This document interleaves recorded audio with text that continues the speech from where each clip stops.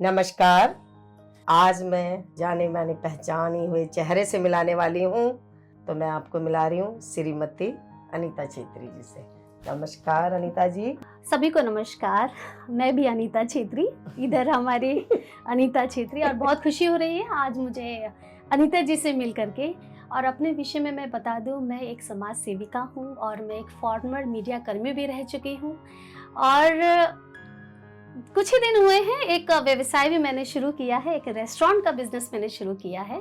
और समाज सेवा करते करते, घर गृहस्थी का ध्यान रखते रखते और एक वुमेन होने के नाते अपनी हर एक इच्छाओं को पालन करते करते आज मैं यहाँ पर आ पाई हूँ। आपको बहुत बहुत धन्यवाद जो आपने मुझे बुलाया अपने शो में। बिल्कुल जी। तो मैं अनीता छेत्री जी आपसे ये पूछ रही हूँ, जैसे कि पहले तो जो भी लड़की होती है वो पढ़ाई, शादी, फिर इन लॉज का साथ करते करते आपको कब लगा कि मुझे सामाजिक होना चाहिए, सोशल वर्कर करना चाहिए, और मतलब कब आपके दिल में ये बात आई, मतलब कैसे जुड़ी आप इस समाज से, इस थोड़ा सा मुझे बताइए। हाँ, मैं आपको इस विषय में बताना चाहूँगी कि मेरी जो परवरिश है वो बहुत ही एक सामाजिक क्षेत्र से ही मैं कहूँगी, क्योंकि मेरे पेरेंट्स भी बहुत समाज सेवा में अग्रसर वो काम करते रहे हैं। तो मेरा जो बचपन का जो दौर था, जब मैंने शुरुआत, जब मैंने देखा मेरे मामा जी वगैरह और मेरे फैमिली में सभी समाज के प्रति, अपने नेपाली समाज के प्रति बहुत डेडिकेटेड थे।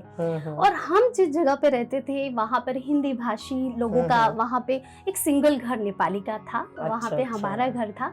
कहाँ रहते थे हम लोग फरीदाबाद में रहते थे, और मेरा जो बर्थ है वो दिल्ली में हुआ है।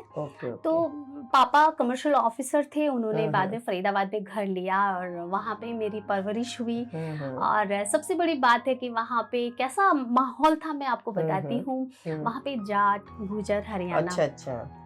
तो उन लोगों के बीच में हम नेपाली लोग जब हम जैसे हम रहते थे, तो आप समझ सकते हैं कि नेपाली के लिए थोड़ा, मैं ये नहीं कहूँगी कि वो डोमिनेट करते थे, बट कहीं मुझे ऐसा फील होता था बचपन से ही कि हमारा जो समाज है बहुत पिछड़ा हुआ है। लाइक वो हम लोगों को इक्वालिटी उस तरह से हमको नहीं मिल पाती थी। बिल्कुल।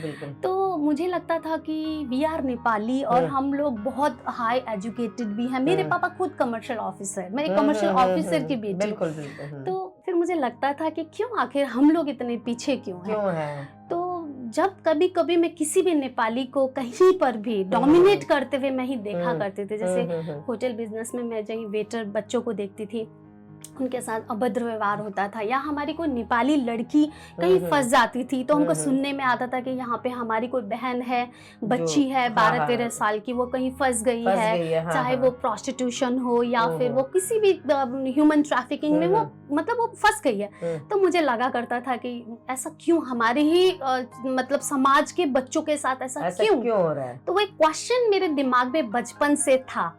तो मैंने सोचा कि हमको अच्छी हाई एजुकेशन लेनी है और अपने समाज के लिए कुछ करना है। ये कर गुजरने की जो इच्छा थी ना मेरी, वो मेरी बचपन से ही थी, जो आकर के शादी के बाद फिर मैंने इसको कंटिन्यूटी में मैंने इसको कर पाया। मैं आपको बता दूं, अब इन्होंने एक बिजनेस भी शुरू किया हुआ है, तो उसके बारे में थोड़ा बताइए कि आपने जो अभी बिजनेस शुरू करा है खाने का, शायद आपने ये निम्तो नाम से शुरू किया, उसके बारे में थोड़ा सबको थोड़ा बताइए जरा। हाँ, निम्तो में सबसे पहले आपको भी निमंत्रण है निम्तो में। बिल्कुल। अब रेस्टोरेंट निम्तो शुरू करने का एक उद्देश्य मैं बताना चाहती हूँ। देखिए, ये भी एक समाज सेवा से भी मैं जोड़ना चाहती हूँ, क्योंकि जैसे कि हमरो स्वाभिमान संगठन है, अपनी भाषा संस्कृति के लिए कार्य करता है, तो उसी तरीके से मेरा था कि बचपन से ही मैं बहुत अपना खाना बनाने का बहुत शौकीन थी। नेपाली खाना मुझे बहुत ज़्यादा पसंद था, मैं कुक करती थी।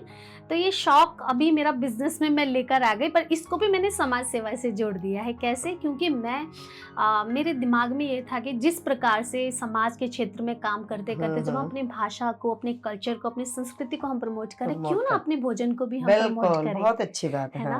तो भोजन को प्रमोट कर, जैसे हमारे अब थकाली खाना होता है, नेपाली खाना होता है, हमारी नेपाली चटनी होती है, गुन्द्रुक होता है, अचार होता है, ढीड़ो होता है ना।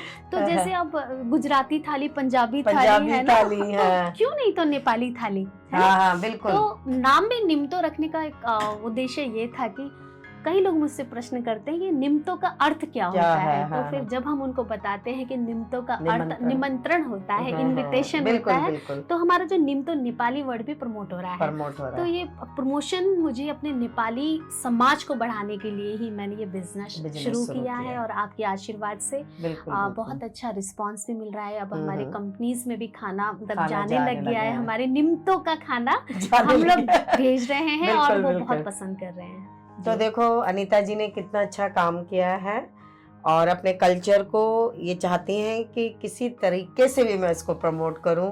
जैसे इन्होंने ट्रेडिशनल नेपाली खाना शुरू कर दिया है, बहुत अच्छा खाना होता है, मैंने खाया हुआ है। और अब जो भी ये चैनल को देखेंगे तो आप लोग भी ज़रूर आइए, खाइए। निमंत्रण नाम से है, ITO के पास है, बहुत अच्छा मतलब ये बिजनेस कर रही हैं। तो बहुत बहुत शुभकामना है कि खूब अच्छा चले बिजनेस। तो अनीता जी, मैं आपसे पूछती हूँ कि आपकी शादी कैसे हुई, और थोड़ा सा अपनी शादी के बारे में कुछ बताइए आप, कि कब आपकी शादी हुई, थोड़ा सा इसके बारे में। जरूर बताती हूँ। एंड अब मैं कहूँ आपको तो शादी भी मेरी फिल्मी स्टाइल ही है। बिल्कुल बिल्कुल बताइए, क्योंकि अभी आपको आपकी जो प्रतिभा को तो सब जानते हैं, लेकिन कुछ आपकी जो बातें हैं वो भी लोग सुनना चाहते हैं। बिल्कुल बिल्कुल। हाँ, हमारा वुमेन, जैसे मैं आप कैसे बताऊं, वुमेन को ना कई चीजें आप समझ सकते हो। एक लड़की होती है और जो होनहार टाइप की होती है, तो कहते हैं ना इकलौती बेटी, तो उसके बहुत रिश्ते कुछ ज्यादा आ जाते हैं, है ना। बिल्कुल। तो जैसे फरीदाबाद में अब मेरे पिताजी का नाम भी प्रेम है। हाँ, उनका प्रेम खत्री। अच्छा, अच्छा। अब इधर क्षेत्री में मेरी शादी हुई है।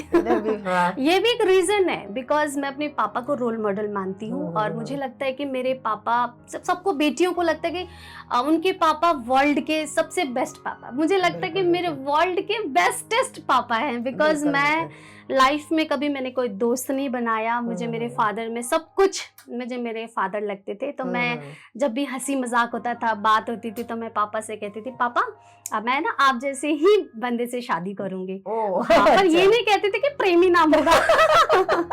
ये तो इत्तेफाक हो गया। हाँ, इत्तेफाक हुआ। एंड क्योंकि मेरे पापा बहुत हार्ड वर्किंग थे, उन्होंने कहते हैं ना कलकत्ता में उनका जन्म हुआ, और वो हाँ बहुत मेहनत करके वो स्टडीज करके कमर्शियल ऑफिसर बने। तो मुझे उनका मेहनत जो है ना, जो स्टोरीज में सुनती थी, तो मैं बहुत इंस्पिरेशन पापा से लेती थी।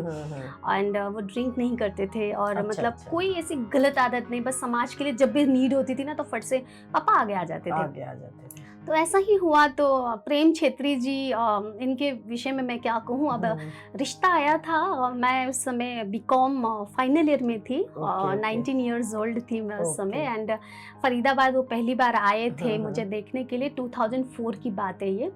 तो उस समय मैं स्टडीज़ कर रही थी, तो ये जब आए तो उन्होंने मुझे फर्स्ट टाइम देखा, उनको लगा कि मैं बहुत छोटी हूँ, बच्ची हूँ, बट मैं बहुत मेच्योर थी उस समय भी। अच्छा, मैं काफ़ी मेच्योर थी, बट इतनी बच्ची नहीं थी। बट उनको ऐसा उनको लगा कि फिजिक में अब काफ़ी छोटी लगती थी। तो मैं ऐसी लगती थी जैसे 13-14 ईयर्स जैसी लगती थी, पर 19 थी मैं। तो उनको लगा बच्ची एजुकेशन कर रही है, तो उन्होंने उस समय कहा कि ये तो बच्ची है, तो नो कहा कि ये पढ़ रही है, अभी ऐसे शादी के लिए ठीक नहीं। मुझे वो चीज़ बहुत अच्छी लगी थी। मुझे एडवोकेट प्रेम जी उस समय प्रैक्टिस में थे, अच्छा खासा उन्होंने समाज सेवा से लेकर के बहुत अच्छा काम किया हुआ था। तो हमारे क्या था कि रिलेशन भी था। रिलेशन जैसे इनकी जो दीदी हैं बड़ी, जो मेरी अमाजू हैं, हमारे नेपाली में अमाजू बड़ी ननद, तो उनकी जो शादी है, मेरी जो मासी है उनकी शादी भी उसी फैमिली में हुई है। तो उन्होंने वहाँ से रिश्ता मेरे लिए, इनके लिए ढूंढा था। फिर भगवान जी की मर्जी, एंड भगवान की एक होती है ना, जहाँ रिश्ते जोड़े तो ऊपर बनते हैं। तो इनसे शादी मेरी होनी थी, और ना तो 6 साल के गैप के बाद फिर दोबारा से बात चली। अच्छा, पहले मना होके हाँ 6 साल बाद दोबारा। देखो, तो कई लोगों को ये लगता है शायद हमारी लव मैरिज है, बट ऐसा हम कभी मिले नहीं थे, कुछ नहीं था। एंड ये था कि जब होनी होती है, जब तभी होती है। बाद में फिर 6 साल के गैप के बाद में फिर हमारी बातचीत चली, फिर फैमिली की बातचीत चली, फिर हमारी शादी हुई। उस समय तक मैं भी बैंक में, IDBI बैंक में मैं ASM थी, अच्छी पोस्ट में मैं जॉब करती थी। एंड ये तो आप काफ़ी इनकी प्रैक्टिस काफ़ी अच्छी चल चुकी थी। तो इस तरह से शादी हुई एंड अभी 15 साल हो गए हैं शादी को और 2 बेटे हैं and I am so blessed कि मेरे बच्चे भी बहुत भगवान जी ने बहुत अच्छे दिए हैं। ऐसा कभी कोई हुआ जैसे संस्था को लेके या निजी लाइफ में कि नहीं कि हाँ हम मतलब किसी चीज में कोई बहस या कोई झगड़ा, ऐसा तो कुछ आपके बीच में जैसे विचार मिलते हैं या कहीं पे कभी लगता है कि नहीं वो कुछ इस तरीके से सोचते हैं, मैं इस तरीके से सोचती हूँ? हाँ। इस बारे में कुछ बताइए। मैं बिल्कुल इस बारे में आपको बताना चाहूंगी क्योंकि इस विषय में बहुत लोगों को क्यूरियोसिटी होगी क्योंकि दोनों ही समाज सेवी एक ही लाइन है, एक ही ऑर्गेनाइजेशन में। अब वो सेक्रेटरी, मैं सेक्रेटरी जनरल हूँ, वो सेक्टर ट्रस्टी हैं। मैं एक चीज बताना चाहती हूँ आपके चैनल के माध्यम से, क्योंकि जहाँ समाज सेवा की बात आती है तो मत एक होना चाहिए, है ना। बिल्कुल। तो हमारे जो ट्रस्टी हैं वो मेरे पति हैं, वो एक तरफ है जब हम समाज के लिए कोई हम लोग एक मत लेते हैं, कोई डिसीजन लेते हैं, उसमें सर्वसम्मति सबकी चाहिए होती है, सबकी चाहिए। तो कई बार ऐसा होता है कि मेरा मत, मुझे लगता है कि मेरा जो मैं कह रही हूँ वो बेटर है, बट मैं अकेले वो डिसीजन नहीं ले सकती हूँ क्योंकि संगठन के अंदर मेरे बहुत सारे पदाधिकारी होते हैं, सबके म्यूचुअल अंडरस्टैंडिंग से कोई एक चीज पास किया जाता है। तो अनीता जी मैं ये पूछ रही हूँ आपसे कि जो आपके हस्बैंड हैं, तो कभी ऐसा लगता है कि आज भी मैं थकी हूँ या मेरी तबीयत ठीक नहीं है, तो हस्बैंड जो है आपका साथ देते हैं आपके किचन में? अरे वो बहुत सपोर्टिव हैं, I am so blessed definitely. कई बार मैं बाहर होती हूँ, अब बच्चे अब एग्जाम्स चल रहे हैं जैसे बच्चों के, तो उनको मैं कह देती हूँ तो मेरी पूरी हेल्प करते हैं, और सच्ची कहूँ वो खाना भी बहुत अच्छा बना लेते हैं। पूरा सपोर्ट है उनका, हाँ फुल सपोर्ट। और मैं आज बताना चाहती हूँ कि हमारे जो प्रेम छेत्री जी हैं वो भुटवा बहुत अच्छा बनाते हैं। Oh my God, अच्छा। हाँ अच्छा। और मैं शादी से पहले बिल्कुल नहीं खाती थी और पहले तो कंप्लेन किया मैंने, ये क्या बना दिया। फर्स्ट टाइम खाते समय कहा कि हाँ ये क्या बना दिया आपने। जब खाया तो इतना टेस्ट से खाया, ज्यादा खा लिया। फिर कहते अब बोलो अच्छा नहीं लगा। तो बहुत अच्छी बातें बताई आपने अनीता जी। मैं आपसे ये पूछ रही हूँ कि आपके हस्बैंड भी पूरा समाज में सोशल वर्कर है और आप भी हैं, तो जो घर का माहौल है वो कैसा हो जाता है? कभी कभी कुछ उसमें मतलब कि जैसे कभी लगता है कि भी हस्बैंड वाइफ एक रोमांटिक मूड में होता है कि भाई आज इसको रख दो साइड पे, तो ऐसा चलता है कि या खाली माहौल ही बस वो डिस्कस में निकल जाती है? अरे प्रेम जी बहुत ही अलग हैं, मतलब इतना हार्डवर्क करते हैं वो। फाइलें ले लेके 4 बज जाते हैं उनके, है ना। अच्छा। पर जब मुझे समय देने की बारी आती है या बच्चों को समय देने की बारी आती है तो वो पहले से प्री डिसाइडेड होता है कि आज मूवी जाना है हमको। अच्छा। या आज हमको कहीं लंच पे जाना है या डिनर पे जाना है, या हमको पर्टिकुलरली वीकली कहीं पे हमको कहीं घूमने जाना है। वो अचानक से मेरे से पहले हमारे प्रेम जी डिसाइड कर लेते हैं। चलो अच्छी बात। और सबसे बड़ी बात है अपने काम का बर्डन वो हमारे ऊपर कभी नहीं डालते। अच्छा, वो जो क्वालिटी टाइम हमें देना है मुझे मेरे बच्चों को देते हैं। और मैं अपने बारे में बता दूं कि मैं भी अब वर्किंग जब शुरू में थी तभी भी जो क्वालिटी टाइम बच्चों को देना है वो हम लोग निकाल करके अपने बच्चों को देते थे। मैं आपको बताती हूँ कई बार वो मॉर्निंग में ऐसे चले जाएंगे और शाम को जैसे मैं जब घर पे होती थी, जब मैं वर्किंग नहीं थी, तो फोन उठाया तो जैसे मैं बहुत बिजी हूँ करके मुझे बोलेंगे, जब शाम को आएंगे गेट खोलेंगे शम्मी कपूर स्टार्ट हो जाता है उनका शम्मी कपूर शुरू हो जाता है। अच्छा। उनको पता लग जाता है सरप्राइज क्या मैडम नाराज है। अब मैंने अब फोन पे मतलब थोड़ी सी मस्ती कर ली है तो उनका चालू हो जाता है। आई एम सो ब्लेस्ड कि मतलब हम लोग हंसते खेलते 15 साल बिता दिया है एंड अभी भी बस स्टिल इन मस्ती।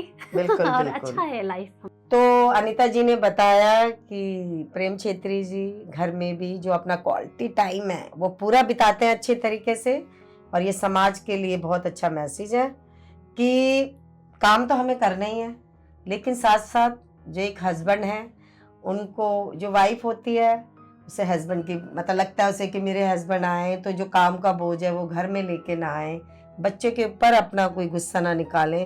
तो ये भी समाज के लिए बहुत अच्छा मैसेज है कि जिस टाइम आपकी जरूरत है बच्चों और वाइफ को तो आपको पूरा टाइम उन्हें देना चाहिए।